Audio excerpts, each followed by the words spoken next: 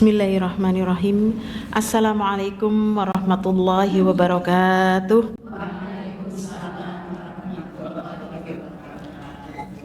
Innal hamdalillah nahmaduhu wa nasta'inuhu wa nastaghfiruh wa na'udzu billahi min syururi anfusina wa min sayyiati a'malina may yahdihillahu fala mudhillalah wa may yudlil fala hadiyalah. Asyhadu an la ilaha illallah wa asyhadu anna Muhammadan abduhu wa rasuluh. Rabbi shrah li sadri wa yassir li amri wahlul 'uqdatam min lisani yafqahu qawli. Allahumma anfa'na bima 'allamtana wa 'allimna ma yanfa'una wa zidna ilman. Allahumma atina anfusana taqwaha wa zakkiha anta khairu man zakkaha anta waliyuha wa maulaha. Amma ba'd. Sehat semuanya ibu-ibu? Alhamdulillah.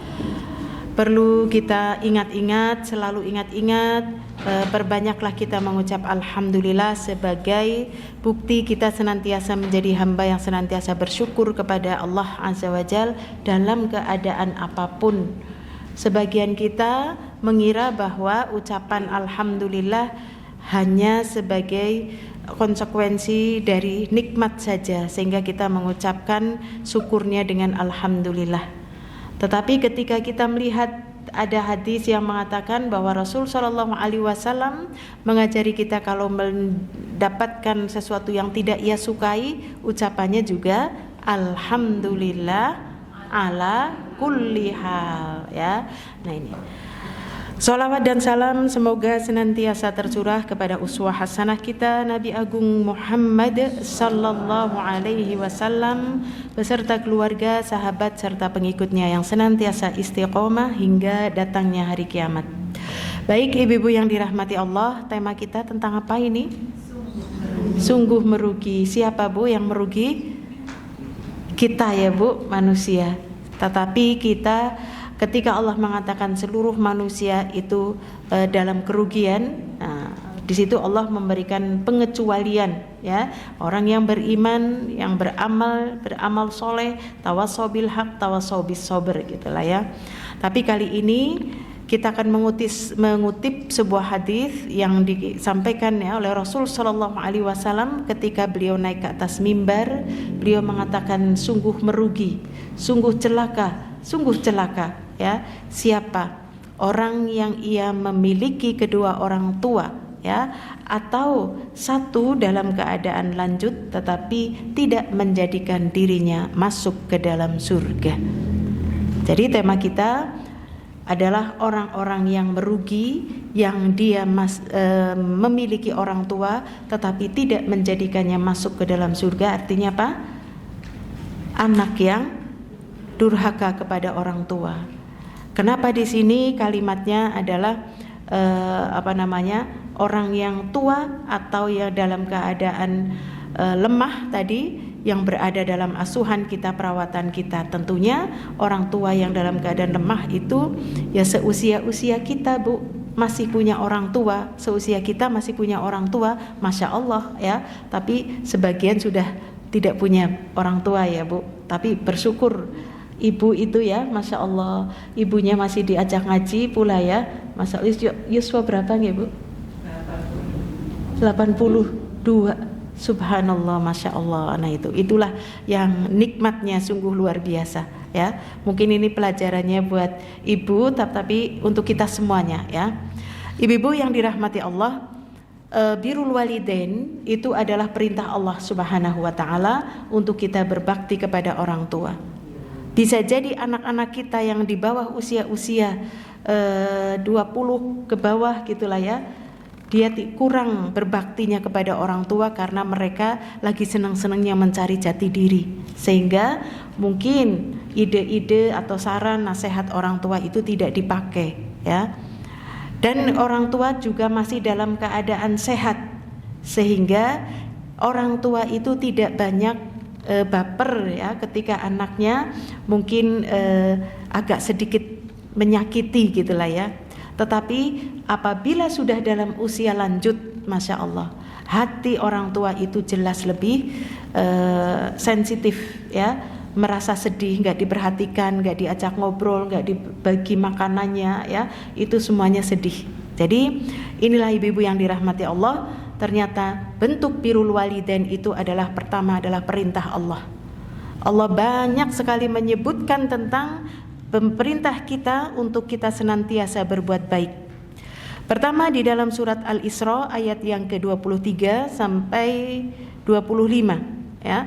Allah berfirman, wa qada rabbuka alla ta'budu illa iyyah wa bil walidaini ihsana imma yablughanna 'indaka al-kibara ahaduhuma aw kilahuma fala taqul lahumā uffin wa la tanharhumā wa qul lahumā qawlan karīmā wahfidh janahaka wahfidh janaha dhulli minar rahmah wa qur rabbirhamhuma kama rabbayani shaghira. Dan Rabbmu telah memerintahkan supaya kamu jangan menyembah kecuali hanya kepada Allah, dan hendaklah kamu berbuat baik kepada ibu bapakmu dengan sebaik-baiknya. Jika salah seorang di antara keduanya atau kedua-duanya sampai usia lanjut.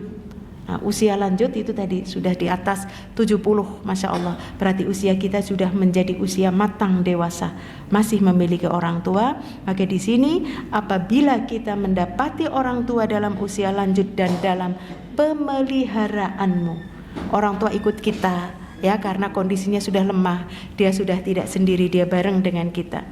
Maka sekali-kali janganlah kamu mengatakan kepada keduanya perkataan lah jen ya.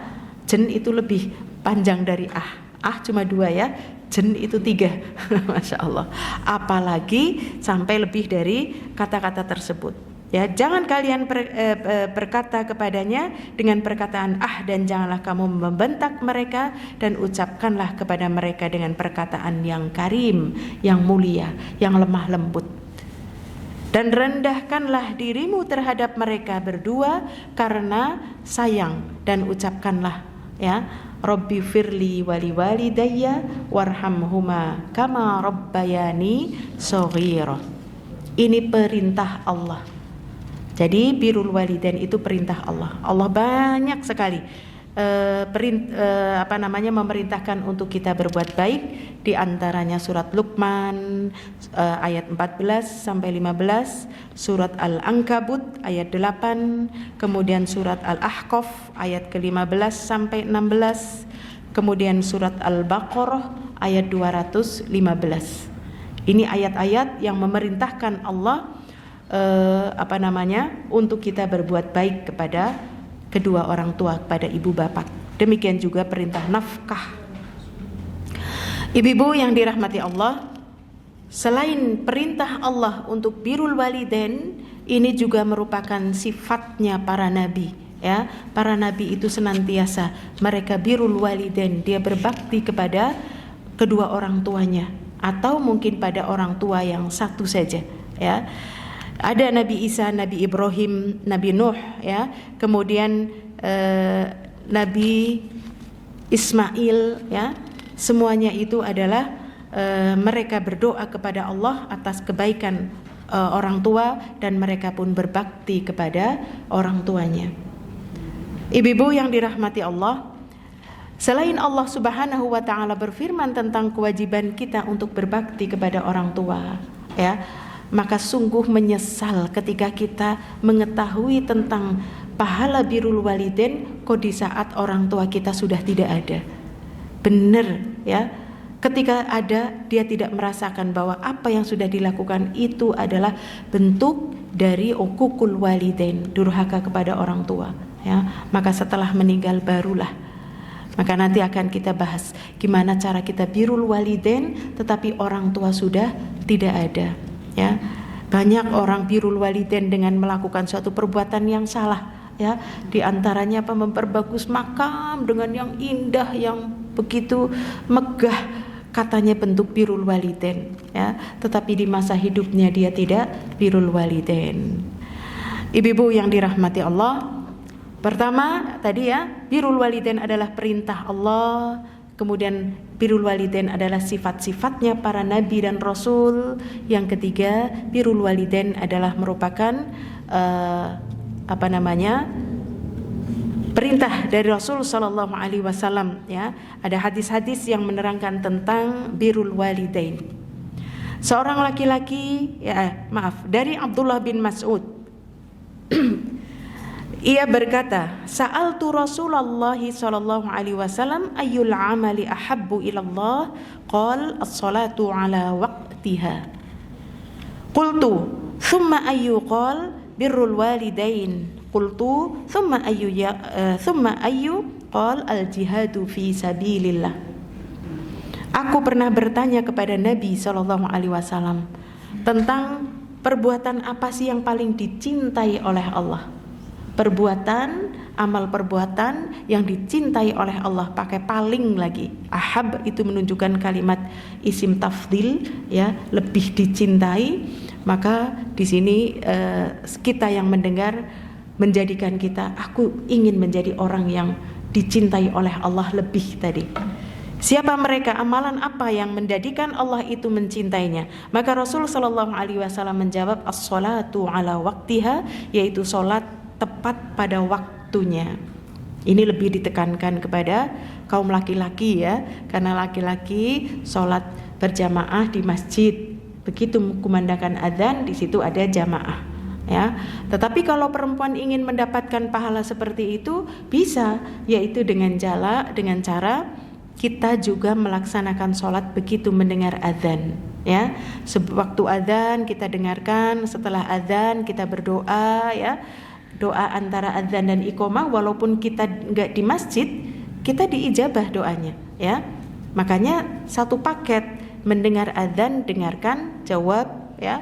Kemudian setelah selesai doa, lalu berdoa apa yang diinginkan, karena itu adalah waktu yang sangat ijabah. Ini banyak orang menganggap sepele. Lah jen lagi iki dalamane adzan, ya. Terus cerita saja, kumandangan adzan terus saja. Begitu adzan selesai, ya, mungkin mereka meneruskan pembicaraan. Padahal itu adalah tempat dan waktu, ya, bukan tempat, waktu di mana doa-doa itu diijabah, ya. Kemudian kita akan mendapatkan pahala sebagaimana seorang laki-laki mendapatkan pahala sholat berjamaah ketika kita sholat di waktunya tadi, ya, di awal waktu. Qultu, lalu aku bertanya kepada Rasul, summa ayyu, kemudian amalan apa yang paling dicintai oleh Allah Subhanahu wa taala? Beliau menjawab, birrul walidain, berbakti kepada kedua orang tua. Qultu, lalu aku bertanya lagi, summa ayyu, kemudian apa lagi? Maka Rasul sallallahu alaihi wasallam menjawab, al jihadu fi sabilillah, jihad di jalan Allah, berperang, menantang senjata, ya. Dia pergi pulang dalam keadaan tidak ada harta dan nyawa, ya, masya Allah. Maka ini ibu-ibu yang dirahmati Allah, hadis tentang keutamaan birrul walidain. Demikian juga ada hadis, seorang laki-laki pernah datang kepada Nabi, lalu ia meminta izin untuk beliau ikut berjihad, ya, ikut berperang bersama Nabi. Maka beliau bersabda, apakah kedua orang tuamu masih hidup? Ya, jadi tidak seenaknya orang meninggalkan jihad, jihad, gak pedulikan orang lain. Di sini Rasul Shallallahu Alaihi Wasallam bertanya, ya, apakah kau kedua orang tuamu itu masih hidup? Maka dia menjawab, iya ya Rasulullah. Maka apa? Rasul Shallallahu Alaihi Wasallam memerintahkan, kalau begitu berjihadlah dalam mengabdi kepada kedua orang tua. Jadi Bu, kalau kita lagi birrul walidain, itu sejatinya kita sedang berjihad. Birrul walidain itu enggak lama Bu, karena orang tua kita usianya lebih pendek daripada kita. Itu pun belum tentu, ya. Ada yang anak lebih pendek daripada orang tua. Tetapi kita dikatakan oleh Rasul sallallahu alaihi wasallam, jihad kita itu adalah dengan cara birrul walidain kalau kita masih memiliki orang tua. Bahkan ada seseorang yang datang kepada Rasul, lalu dia mengatakan, ji'tu ubayyuka 'alal hijrah. Saya datang ke sini untuk berbaiat kepadamu ya Rasulullah, kemudian kami ingin berhijrah kepadamu, ya, untuk bersamamu. Kemudian dia mengatakan, wa taraktu abawayya yabkiyani aku meninggalkan kedua orang tuaku ketika aku kesini untuk berbaiat dan berhijrah. Aku meninggalkan orang tuaku dalam keadaan menangis. Ya Allah. Rasul sallallahu alaihi wasallam memerintahkan, irji, kembali sana kamu. Irji ilaihima, kepada keduanya, yaitu kepada kedua orang tua. Fa'adhikhuma kama abakaitahuma. Ayo, buat dia tersenyum sebagaimana kamu tadi pergi membuat dia menangis.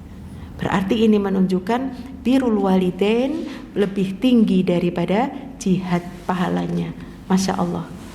Makanya ibu-ibu yang dirahmati Allah, ketika kita birrul walidain, ya, hakikatnya kita sedang mendidik ataupun mencetak generasi anak-anak yang akan berbakti kepada kita.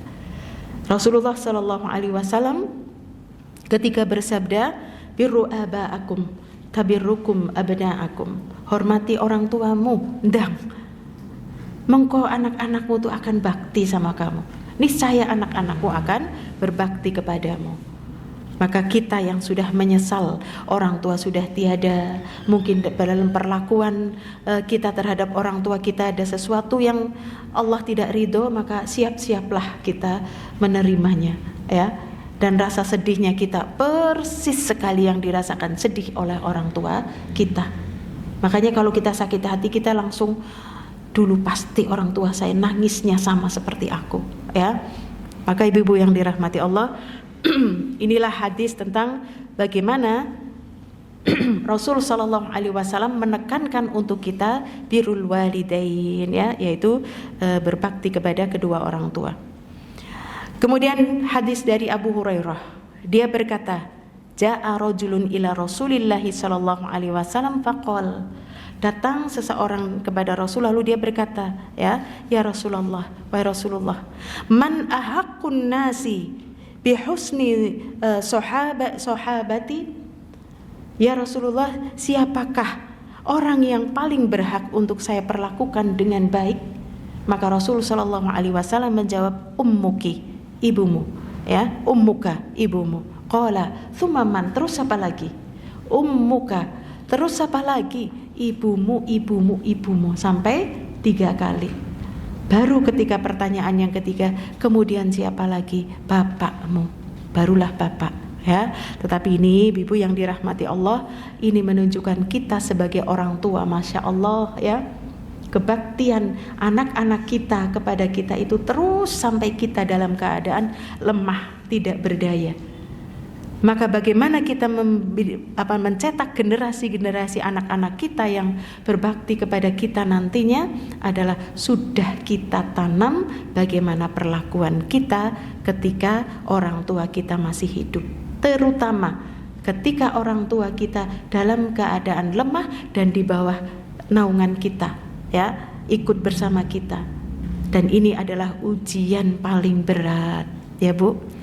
Orang tua itu kalau dalam keadaan gerah di masa tua di rumah kita, ya, itu kadang-kadang masya Allah piringnya masih di depan, ya, ada tamu bilangnya, aku dari pagi nggak dikasih makan, ya Allah, padahal piringnya ada, ya, masya Allah.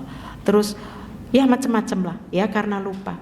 Mungkin kita juga bilang, ya, kepada orang tua kita, Pak, nggo sholat, wis sholat, dereng. Ya, kita mungkin mengatakan dereng Pak, wis bang aku wis sholat, mah pokoknya aku sholat. Lah ini kadang-kadang membuat marah, ya. Atau terkadang orang tua itu menanyakan kepada kita itu berkali-kali, ya, menanyakan sesuatu berkali-kali. Masya Allah, saya menangisi, ibu saya meminta pintu dikunci, sampun yang, pintu dikunci, sampun yang, terus minta, ya. Nah, kalau ini berulang-ulang kadang-kadang teruji, ya. Kita kadang-kadang gentak gitu, ya, waliyadzubillah, ya, siap-siaplah nanti kita akan digentak, waliyadzubillah. Pernah ada sebuah ilustrasi cerita, ya Bu, bagaimana orang tua ketika duduk bareng dengan anaknya, masya Allah, ya, dia nanya, itu apa dalam keadaan lemah? Burung, anaknya sambil main HP. Lalu lagi bunyi kresek-kresek, itu apa nak? Burung Pak, gitu, ya. 2 nih. Begitu turunnya lagi, itu apa? Domong burung kok, ya, masya Allah, gitu, ya. Sudah semakin keras. Padahal bagaimana dulu ketika dia kecil, ya, Masya Allah, bertanya puluhan kali, orang tua dengan senang mengatakan, apa itu, apa? Jambu misalkan, ya, pohon jambu. Tanya lagi, apa itu? Jambu. Terus sampai 10 kali, ya kan, ya. Itulah orang tua kita terhadap kita. Tetapi kita ketika mendapati orang tua bertanya berkali-kali, akhirnya kalau sudah sampai berkali-kali sudah marah yang jadi, ya. Maka ibu-ibu yang dirahmati Allah, bagaimana perlakuan kita terhadap orang tua, termasuk dikatakan oleh Rasul Shallallahu Alaihi Wasallam tadi dalam keadaan termasuk orang-orang yang rugi. Sudah, kalau orang yang rugi sudah tahu tempatnya, karena Allah telah memberikan tempat bagi orang-orang yang beruntung. Ya, lawan daripada rugi kan untung, ya Bu. Seperti jual beli untung rugi begitu, ya. Allah memberikan kabar kepada orang-orang yang dimasukkan ke dalam surga, itulah orang-orang yang beruntung. Faman zuhziha 'anil nar wa udkhilal jannah faqad faz.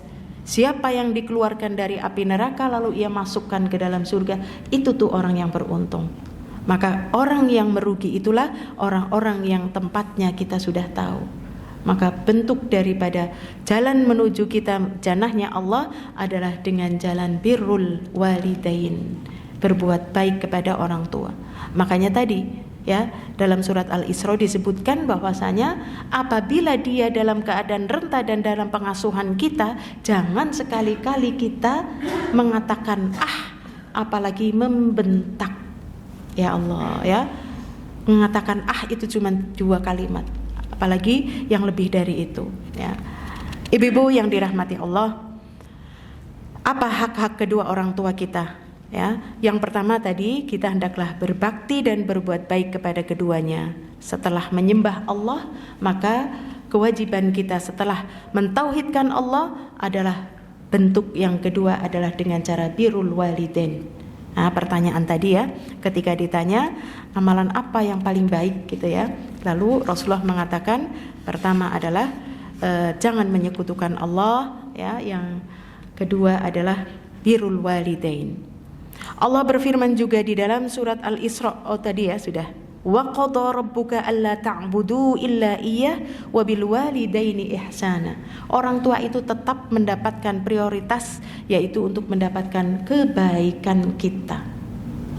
Pertanyakan pada diri kita, kenapa kita sanggup berbuat baik kepada orang lain? Masya Allah, menolong orang lain, kamu mau apa, yuk tak anter, mau ini, yuk ini. Tapi ketika dengan orang tua sendiri, ya Allah, ya, mereka berat untuk sodakoh, ya, ataupun memberikan kebaikan, ya. Ibu-ibu yang dirahmati Allah, hak yang kedua adalah untuk tidak membentak keduanya, ya. Tadi yang pertama adalah untuk dia berbuat baik, yang kedua untuk tidak membentak. Fala taqul lahuma uffin wala tanharhuma. Jangan kau katakan dan jangan kamu membentak mereka, ya. Kemudian hak yang ketiga adalah memberi nafkah kepada kedua orang tua, ya. Jadi ketika Allah Subhanahu wa taala berfirman, yas'alunaka madza yunfiqun qul ma anfaqtum min khairin falil walidaini wal aqrabina wal yatama wal masakin wabnis sabil wa ma taf'alu min khairin fa innallaha bihi alim. Mereka bertanya kepadamu tentang apa yang mereka nafkahkan, ya, kepada Nabi Muhammad, maka jawablah, ya, apa saja harta yang kamu nafkahkan hendaklah diberikan pertama adalah kepada ibu bapakmu. Masya Allah.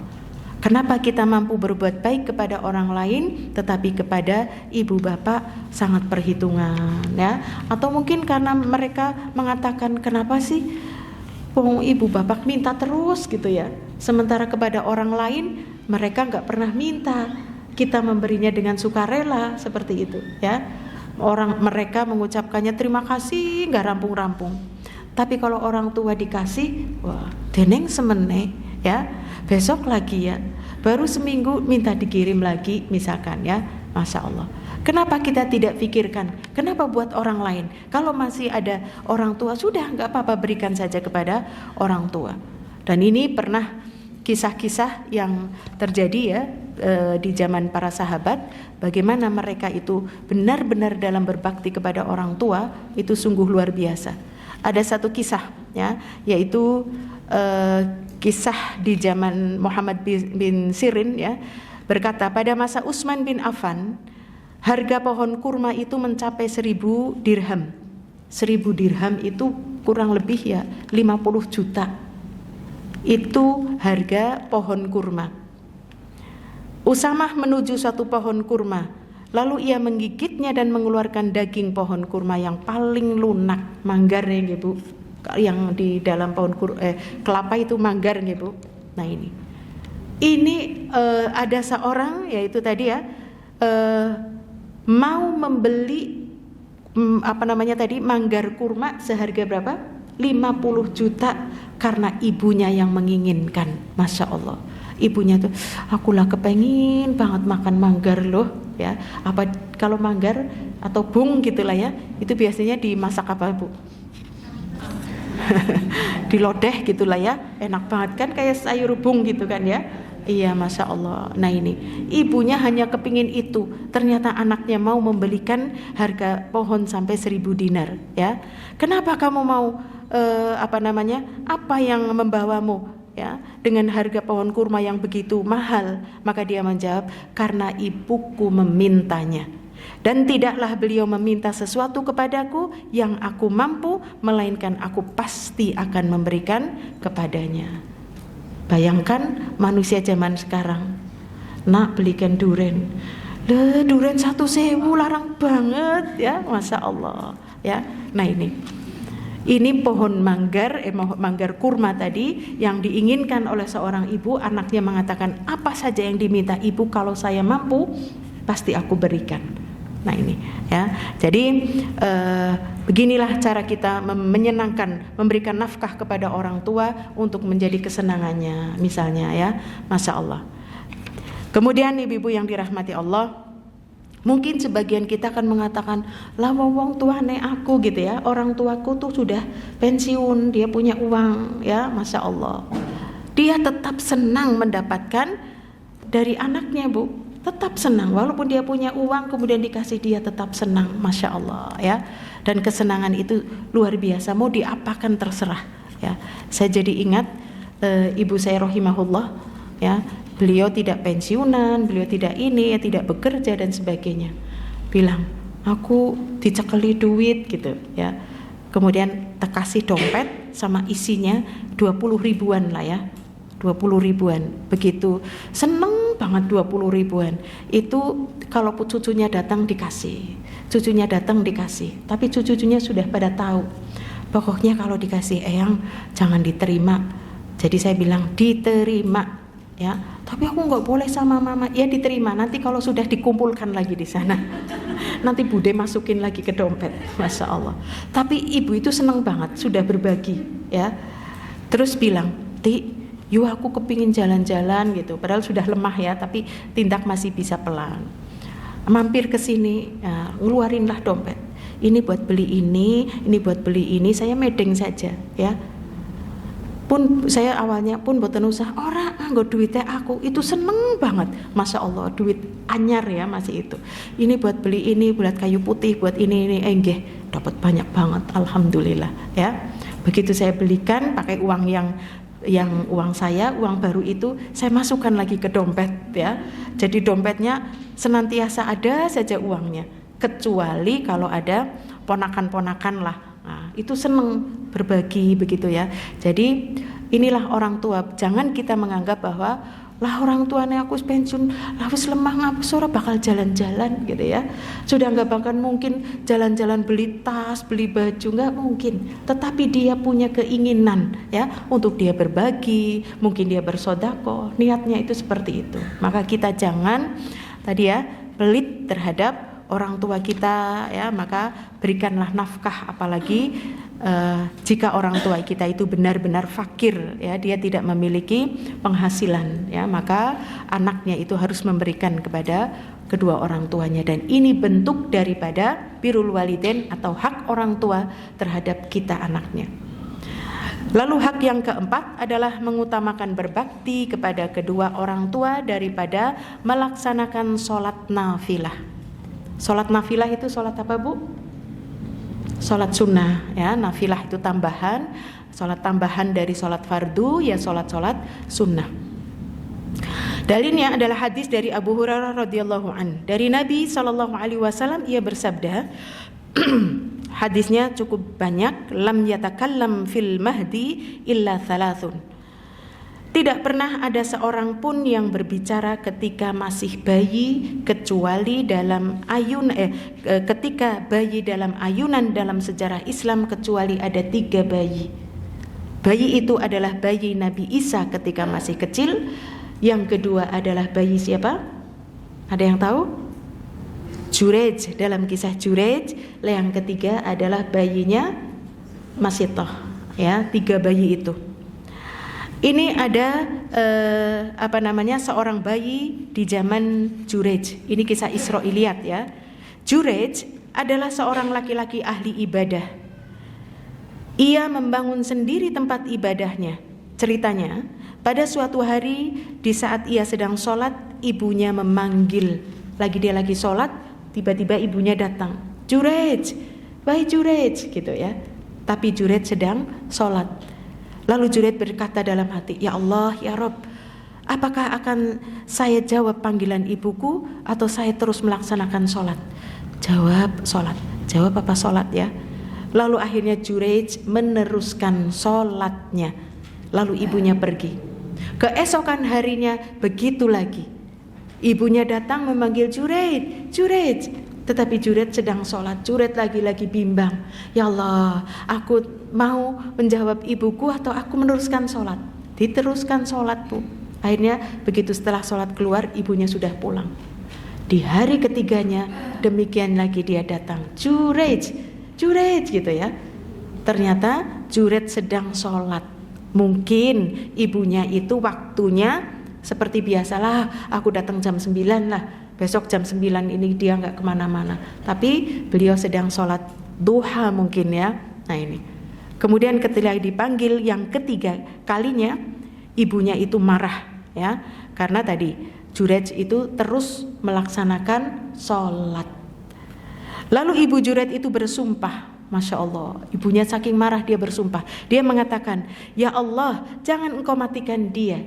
Jangan engkau matikan Jurej hingga ia melihat wajah pelacur. Ya Allah, ini doa ibu. Ternyata doanya diijabah. Orang-orang Bani Israel menyebut-nyebut ketakwaan ibadahnya Jurej tadi, ya. Dan ketika ada seorang pelacur yang sangat cantik, ia berkata, ya, jadi ada orang-orang lagi ngomong, Jurej itu ahli ibadah. Mungkin ada kehasadan atau sebuah bentuk ghibah dan sebagainya, seolah-olah warga tidak suka dengan kesolehan Jurej itu tadi.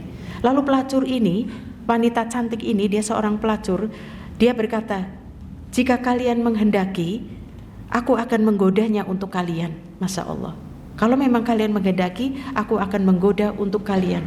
Ternyata apa? Lalu perempuan tersebut dia menawarkan dirinya kepada Jurej untuk dia menggodanya tadi. Tetapi Jurej tetap kekeh, ya, dia tidak memperdulikan godaan wanita tersebut. Lalu pelacur tersebut dia mendatangi seorang penggembala yang sedang berteduh di dekat tempat ibadahnya Jurej.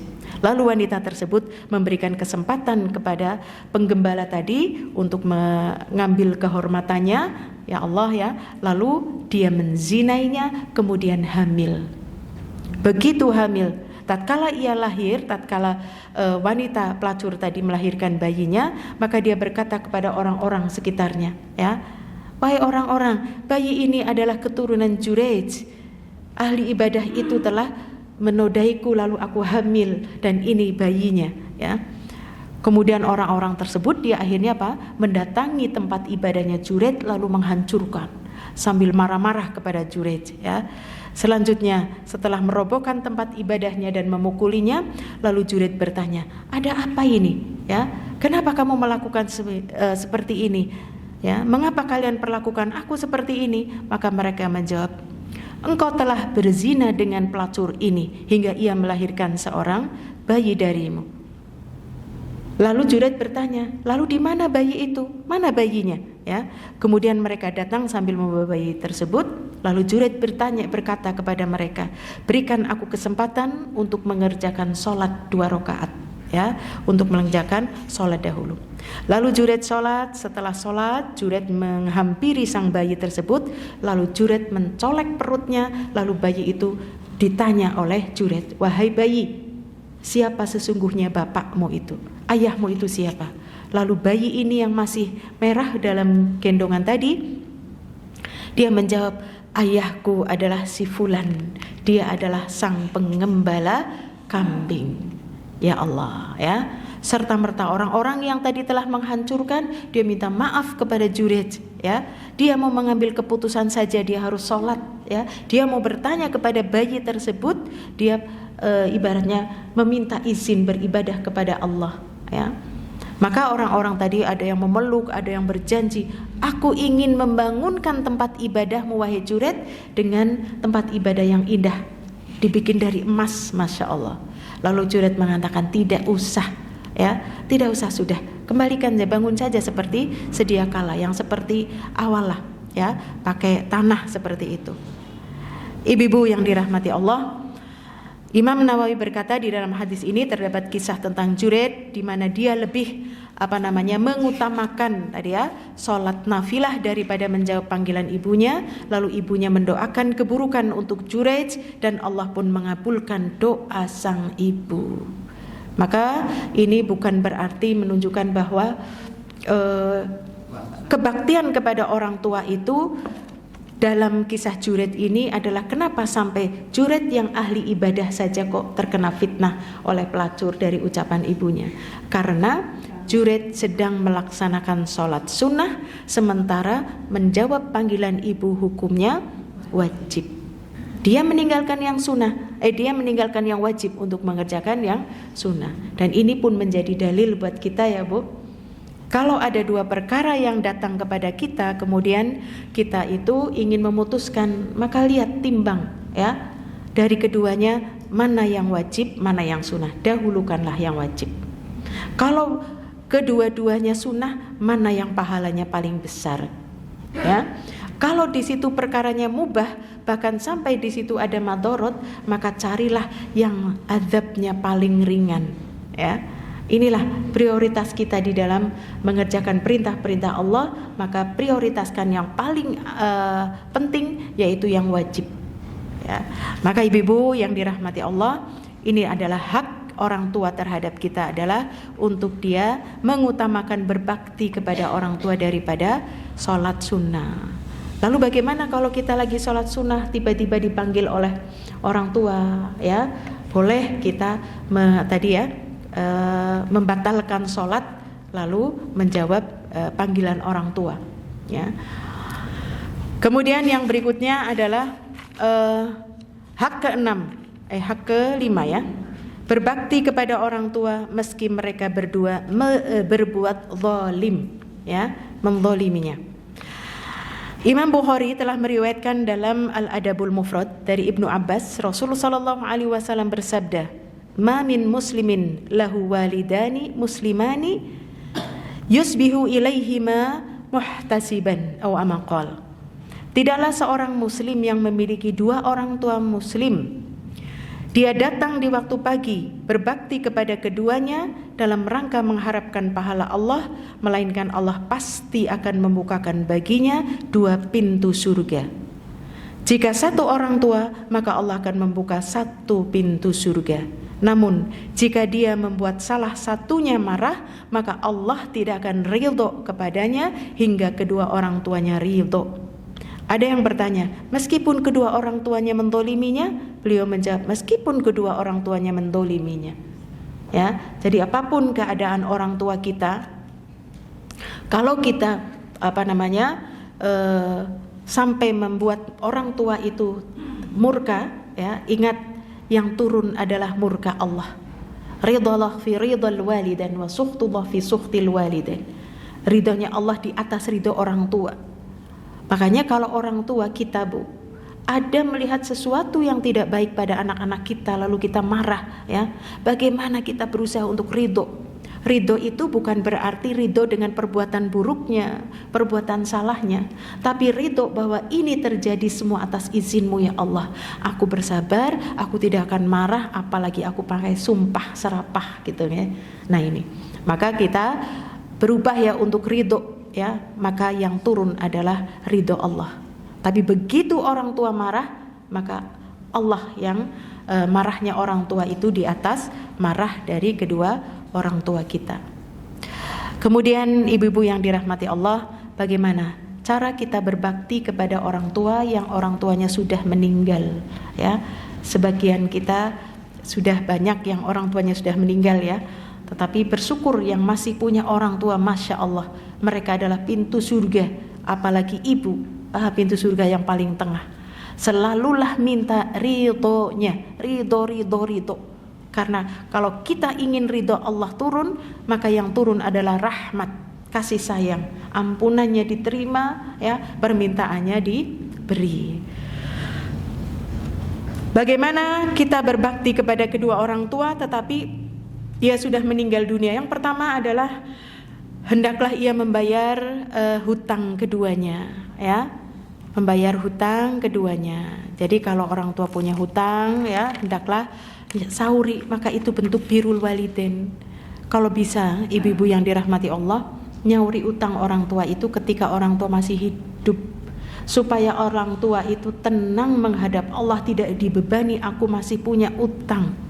Syukur disaur sebelum dia meninggal, ya. Kalau toh dia disaur setelah dia meninggal, ya itu tetap membahagiakan, ya. Tetapi kita tidak melihat ekspresi bahagianya orang tua kita ketika kita melunasi hutang-hutang orang tua kita ketika ia masih hidup, ya. Kita harus berani, Bu, berani menyampaikan kepada kedua orang tua kita, Bu, ibu gadah utang, bapak gadah utang, ya, Masya Allah, ya. Jadi kita harus berani ya untuk mengatakan demikian. Karena apa? Masya Allah, saya sudah pernah melakukan ya Bu, ketika bapak saya di usia 86 waktu itu ya, 86 atau kurang lah ya, Masya Allah, dalam keadaan hari-hariannya itu yang dipegang Al-Quran, tetapi ada wajah, ada sesuatu seolah-olah ya, Masya Allah. Qadarullah, saya tanya, Pak, saya bilang, yang kok kayaknya ada sesuatu yang dipenggali gitu ya. Bapak onten tanggungan nopo, Masya Allah, yang lagi duduk bersandar Bu sendean tiba-tiba maju sambil bilang, apa kok itu duit, Masya Allah, kamu punya uang? Saya bilang, gadah yang insya Allah, tapi utangnya bapak akeh, tapi kulo gadah Allah ingkang maha kaya Pak, ya, Masya Allah, ya wis gagian sana ya untuk ditulis, Masya Allah Bu, ditulis. Saya masih ingat catatannya masih ada ya, pakai buku, pakai spidol biru ya, nomor 1 itu di tahun 2012. Beliau mengatakan nomor 1 tulis nggih yang siap tahun 70, Masya Allah, berarti saat itu sudah 50 tahun yang lalu, Masya Allah. Saya madan mengkerut, bisa-bisa nekemutan gitu ya, ini kan mustahil nggih Bu, tanpa izin Allah, tanpa rahmat Allah mustahil. Wong banyak orang utang setahun saja kelalen, iya kan ya Bu, ini 50 tahun genopo yang pinten, saya bilang gitu. Saat itu hutangnya 70 perak.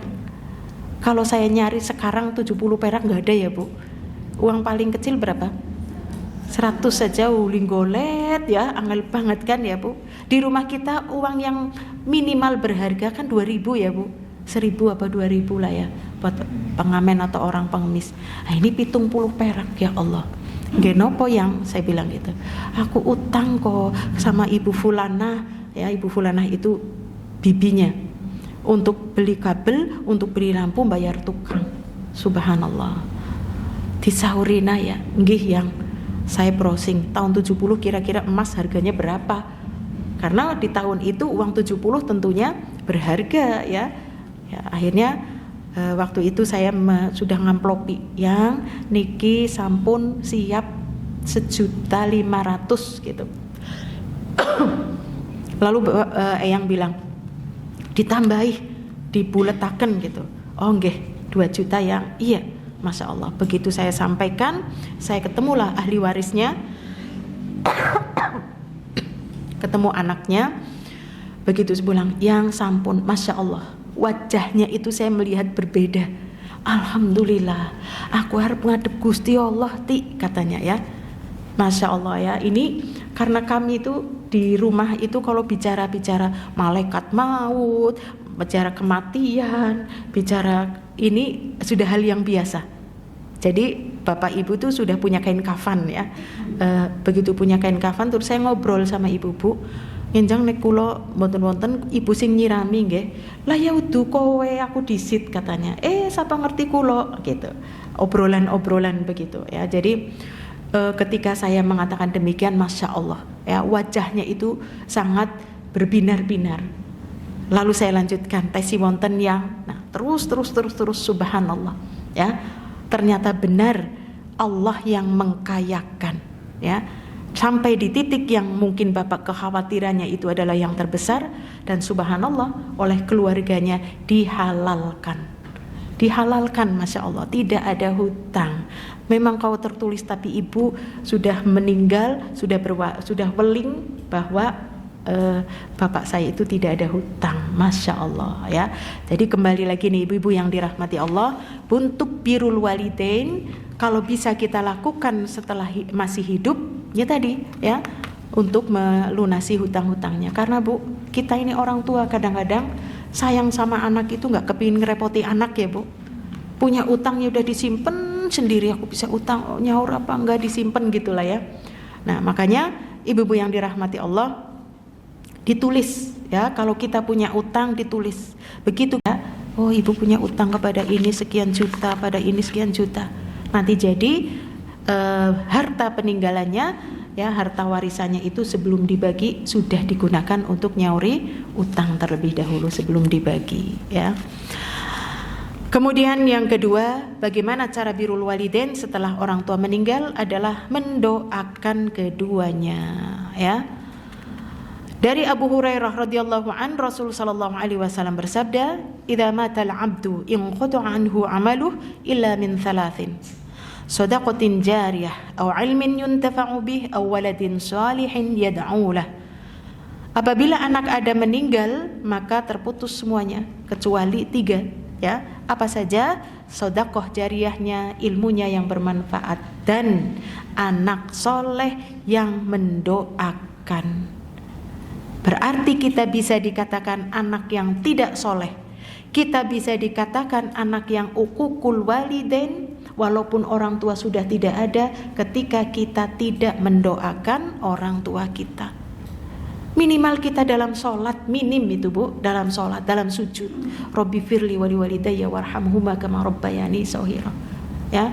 Dalam setiap rakaat kan ada 2 sujud ya, maka setiap sujud baca ya, atau dalam 1 kali sholat silahkan ya, Rabbana firli wali walidayya walil mu'minina yauma yaqumul hisab. Doakan kedua orang tua. Dan dari Abu Hurairah radhiyallahu anhu, ia juga berkata, setelah meninggal dunia, derajat seorang mayit akan diangkat untuknya. Dia bertanya, wahai Robku, apa ini? Kemudian ia menjawab, anakmu telah memohonkan ampun untukmu, bistighfari waladuka laka, kata Allah. Aku ini derajatnya kok naik terus, padahal aku ini sudah tidak bisa beramal lagi ya. Ternyata yang menjadikan derajat kita naik di hadapan Allah Subhanahu wa taala karena seringnya kita mendoakan orang tua. Maka agar kita derajatnya nanti tinggi, kita tanam dulu sekarang ya, untuk terus mendoakan orang tua kita walaupun orang tua kita sudah meninggal. Muhammad bin Sirin mengatakan, pada suatu malam kami pernah bersama Abu Hurairah. Dia berdoa, ya Allah, berilah ampunan untuk Abu Hurairah ini, untuk ibuku dan untuk orang yang mendoakan ampunan untuk keduanya. Maka kami pun memohonkan ampun untuk keduanya sehingga kami masuk dalam doa Abu Hurairah. Nah, berarti Abu Hurairah itu senantiasa mendoakan kedua orang tuanya, ya. Masya Allah. Selanjutnya yang ketiga, bagaimana cara birrul walidain adalah melaksanakan wasiatnya, ya. Orang tua wasiat apa sebelum meninggal? Ini nanti kalau ini begini ya, teruskan kebiasaannya aku ya. Ya, aku itu biasa setiap Jumat begini, setiap hari ini begini, teruskan, ya. Kalau wasiat itu adalah baik maka lakukan. Tapi kalau wasiat itu menyimpang maka tidak perlu dilakukan.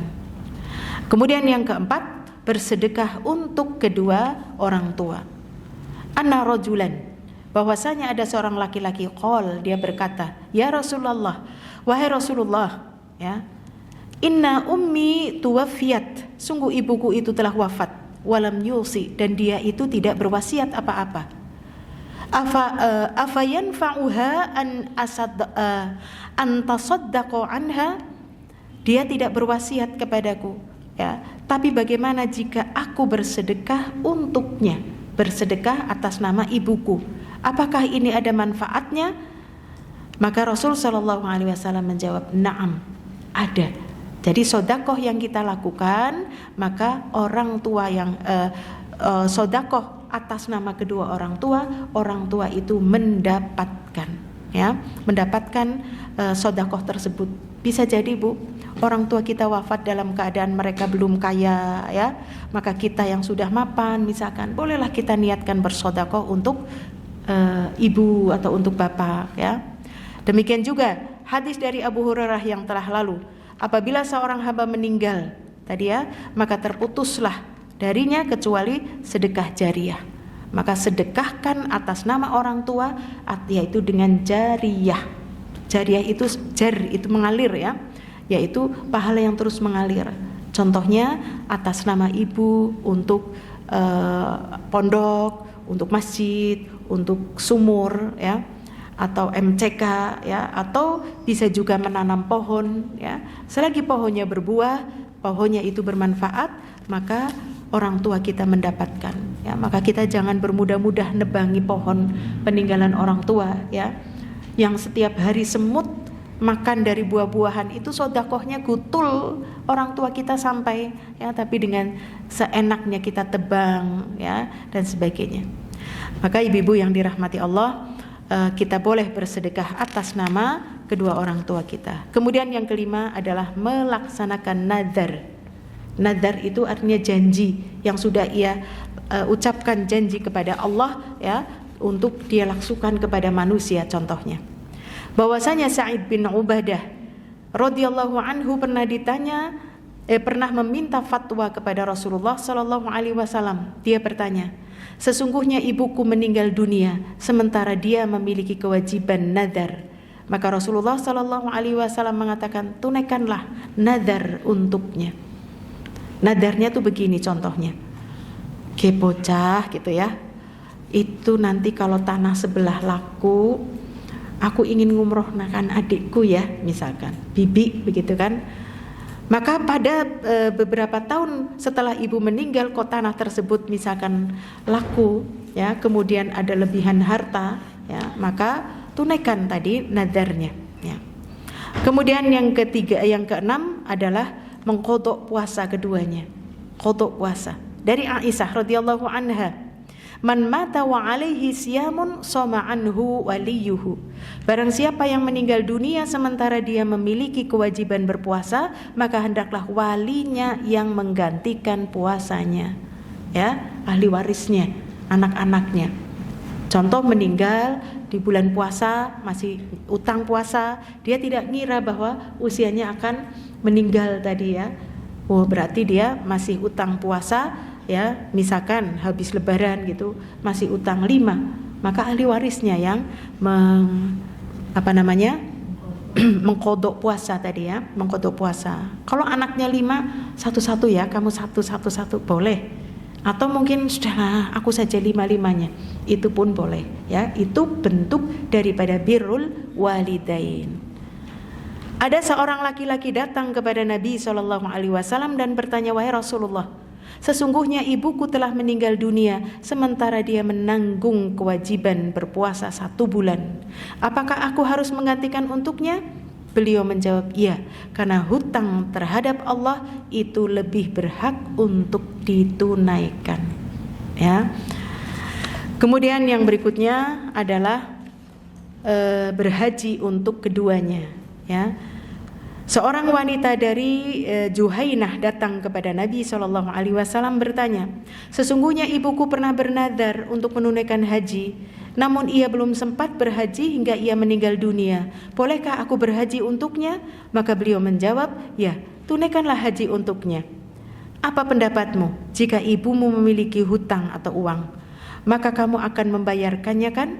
Tunaikanlah hutang kepada Allah, sesungguhnya hak Allah lebih berhak untuk ditunaikan. Kemudian yang berikutnya adalah menziarahi kubur keduanya. Ya, kadang-kadang kita sudah kelalen belas kuburnya, ya, kubur orang tua kita. Dari Abu Hurairah radhiyallahu anhu, ia berkata, aku meminta izin kepada Rabbku untuk memohon ampunan bagi ibuku, namun dia tidak mengizinkanku. Dan aku meminta izin kepadanya untuk menziarahi kuburnya, maka dia pun mengizinkanku. Jadi Rasul SAW bentuk birrul walidaynya adalah dia menziarahi kubur ibunya, menziarahi kubur. Nah, kita kapan terakhir ya ziarahi kubur orang tua? Pada gemien ya Bu, pas lebaran. Masya Allah ya. Karena apa? Dengan kita menziarahi kubur, pertama kita mengingat kematian. Di sana kita tahu tujuannya adalah ingin ya, walaupun mendoakan orang tua di rumah boleh, tapi tujuan ziarah kubur bukan sekedar mendoakan, tetapi mengingat kematian. Ya, orang yang mengingat kematian itu menjadikan hatinya itu lunak. Ya, tidak terus egois, terus memperturutkan hawa nafsu, merasa diri, tidak.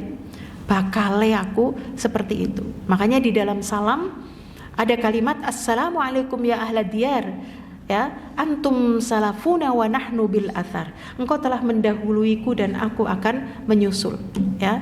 Atau ucapan salam assalamualaikum ya ahlal kubur minal mu'minin wal muslimin wa inna insyaallahu bikum lahikun yaghfirullahu lana walakumul afiyah. Insya Allah aku akan menyusul, aku bakalnya seperti itu. Kalau kita sudah ziarah kubur dan mengakui bahwa kita bakal seperti itu, maka kita itu tadi ya, hidupnya tidak akan terus memperturutkan hawa nafsu. Ingat usia sebentar lagi ya, mungkin kita akan berdiri di atas makam ya, kita akan berlihat dulu bapak meninggal usia berapa ya, Masya Allah aku sudah umurnya sudah hampir sama ya. Maka bentuk birrul walidain adalah tadi menziarahi kuburnya. Yang ke-9 yaitu menyambung hubungan dengan kawan-kawan keduanya. Inna abarrol birri ayyusilar rajulu ahla wuddi abih. Sesungguhnya bakti yang paling baik terhadap orang tua adalah seseorang menjalin hubungan dengan keluarga teman kesayangannya, kesayangan bapaknya atau ibunya. Jadi kalau kita punya orang tua kita punya sahabat ya, maka kita sambung ya dengan bertemu berkunjung kepada sahabat orang tua kita. Dan itu bentuk birrul walidain. Orang tua kita senang ya. Dalam hadis ini terdapat satu penjelasan akan luasnya rahmat Allah Azza wa Jalla, di mana berbakti itu memiliki pintu yang sangat luas. Tidak hanya khusus kepada ayah dan ibu saja, bahkan juga kepada kawan-kawan kedua orang tua kita. Itulah ibu-ibu yang dirahmati Allah, tentang beberapa bentuk kebaktian kita kepada orang tua yang sudah meninggal dunia.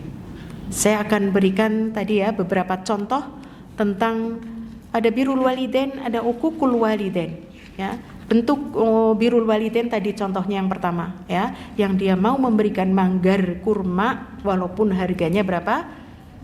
50 juta, Masya Allah ya. Nah ini tentunya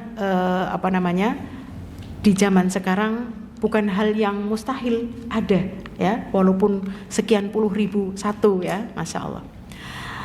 Kisah yang kedua dari Abu Burdah, ia berkata, aku pernah mendengar ayahku bercerita bahwa ia pernah melihat Ibnu Umar dengan seorang laki-laki dari Yaman yang dia menggendong ibunya melakukan tawaf. ya, ibunya tuh digendong sampai sininya lecet. Lalu orang ini mengatakan, wahai Ibnu Umar, apakah aku ini sudah berbakti kepada kedua orang tuaku? Ibaratnya dia mengatakan, aku ini adalah unta kesayangan ibuku. Unta itu artinya apa? Kendaraan, ya. Jadi senantiasa gendong kemana-mana, Bu, ya. Kecuali ketika dia tidur, ketika dia buang hajat, dan ketika dia sholat seperti itu, ya. Masya Allah. Apakah sudah terpenuhi baktiku kepada ibuku? Masya Allah. Lalu dikatakan, wahai Ibnu Umar, apakah pendapatmu bahwa aku telah membalas ibuku? Maka Ibnu Umar mengatakan tidak, atau mengatakan belum, meskipun hanya satu kali helaan nafas ketika ibumu akan melahirkanmu. Mengejan gitu ya. Kita pernah melahirkan semua ya. Betapa ketika mau melahirkan, taruhannya nyawa, Bu. Aduh, sakitnya luar biasa. Ini kebaikan yang sudah dilakukan oleh orang tadi, gendong kemana-mana, belum setara dengan tadi satu kali erangan ibumu ketika ibumu mau melahirkanmu. Masya Allah. Bagaimana orang tua kita ya, Bu? Kita anak nomor berapa, Bu? Nomor berapa? 6, 12, 14 gitu ya. Masya Allah. Kalau zaman sekarang putranya berapa? 2, 1 ya. Masya Allah. 3, sudah banyak banget. 4, Masya Allah. 4, dikagum-kagumi ya. Masya Allah. Padahal saya punya teman nih, Bu. Dan teman duduk saya SD itu dia anak nomor 25. 25. Ketika sudah hampir 20 tahun gak ketemu, saya ngobrol. Sof, ini namanya Sofia. Sof, saya bilang gitu. Maaf ya, kisahmu sering aku bawa dalam dakwahku. Apa? Dia bilang gitu. Ya, aku punya teman, bahwasanya aku punya teman anak nomor 25. Enggak, salah katanya. Salah. Berapa? Aku nomor 27 tahu. Wah, lebih banyak lagi. 1 istri, 1 ibu. Masya Allah. Iya betul. Masya Allah ya. Jadi iya, anak-anak Masya Allah ya, luar biasa. Anak-anaknya ya soleh-solehah, Bu. Masya Allah, anak-anaknya soleh-solehah. Jadi yang bontot itu seumuran saya, yang nomor 9 apa nomor 8 itu seumuran ibu saya. Ya, Masya Allah, seumuran ibu saya. Ya, Masya Allah. Inilah ibu-ibu yang dirahmati Allah ya. Kemudian yang berikutnya, kisah dari Abu Hurairah ya. Abu Hurairah dia memasuki kampungnya di Al-Aqiq. Tatkala ia sampai di daerahnya, maka dia berteriak kencang. Jadi Abu Hurairah, Bu, setiap kali dia, jam berapa ya? Sudah jam 5 lebih. Alhamdulillah, nikmat banget. To be continue ya, Bu. Jam 5 lebih, Mbak. Alhamdulillah. Saya nggak bawa jam tadi ya. Ya, tanggung ya, sudah kedengar mukadimahnya ya. Abu Hurairah itu, Bu, setiap kali dia mau berdagang, mau berdakwah atau mau mengikuti Rasul ya, Shallallahu Alaihi Wasallam, setiap hari dia itu ketemu ibunya ya. Padahal dia mau jalan ke sana, Bu, rumah ibunya di sana, dia ke sana dulu ya. Kemudian baru ke sana. Pulangnya ke sana dulu, baru ke rumahnya. Dan di depan pintu dia senantiasa mengatakan kepada ibunya, wahai ibu, semoga keselamatan dan rahmat dan keberkahannya terlimpah kepadamu, wahai ibu. Assalamualaikum warahmatullahi ya ummah, ya, mengatakan demikian. Kemudian ibunya pun menyahut ya dengan menjawab, semoga keselamatan, rahmat Allah dan keberkahan juga terlimpah kepadamu. Lalu Abu Hurairah ngomong lagi, sahur-sahuran, Bu. Semoga Allah merahmatimu sebagaimana engkau telah mendidikku tatkala aku kecil, wahai ibu.